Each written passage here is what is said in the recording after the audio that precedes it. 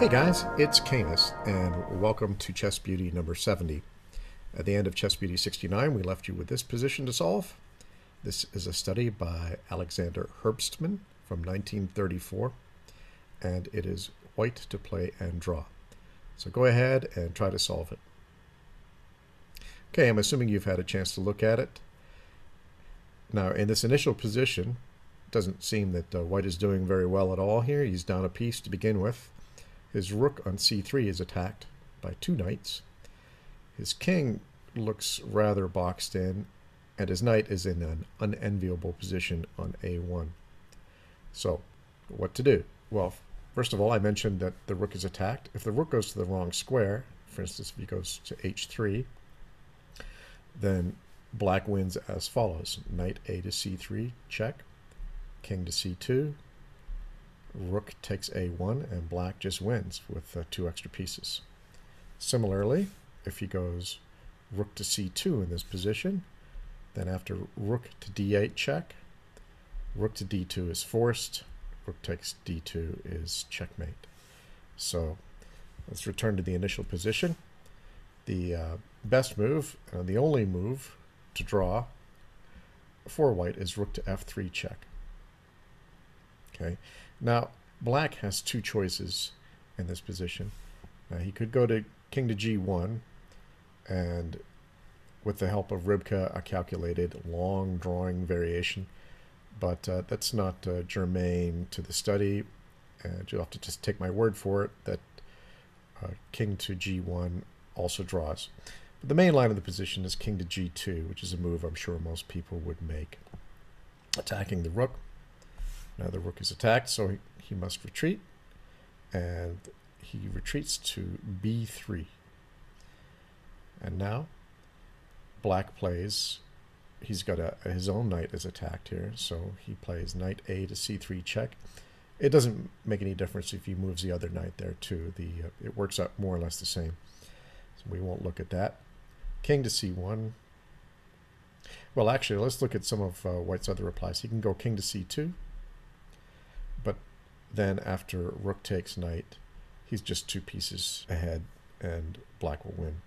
After rook to b3, knight a to c3 check. He can also play king to e1, but that is refuted by the simple rook to e8, which is checkmate. So, after knight a to c3 check, he must play king to c1. And now black takes the opportunity to pick up the piece on a1. He really has nothing better in the position. But now, white has this interesting sequence here. Rook to b2 check. King to f3. Doesn't matter where the king goes.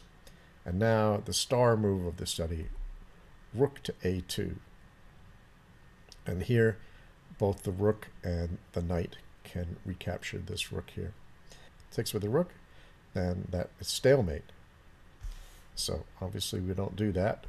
The rook to a2, plays knight, takes a2 check. And now, in this position, black is three pieces ahead, but it doesn't matter because it's a draw after king to b2. The rook is going to be picked up, and as you probably remember, two knights alone cannot mate, unless there's an extra piece or a pawn or something. So, a nice little study from Herbstmann. Herbstmann was born in 1900, died in 1982. He was of Russian-Swedish extraction. I know that Chernev had a very high opinion of Herbstmann. In one of the endgame books I have by Chernev, he repeatedly praises him throughout the book as one of the finest endgame study composers. He composed 350 studies during his long career, one of the exceptions to my previous theory about short-lived composers. And he was among the 6 composers who were awarded the title of International Master in Composition in 1959. He wrote 10 books about chess studies and met many important Russian study composers of his time, the Koppel brothers, Platov, Grigoriev, and Troitsky. He recounted his relations with them in an article, Memories of Famous Composers, which you can actually find online. Maybe I'll put the link in the comments if you're interested in looking at that. Okay. All right. Well, after that delectable little bonbon of a study, I've been concerned that these studies are too easy. And so, looking ahead, we'll take a look at this study.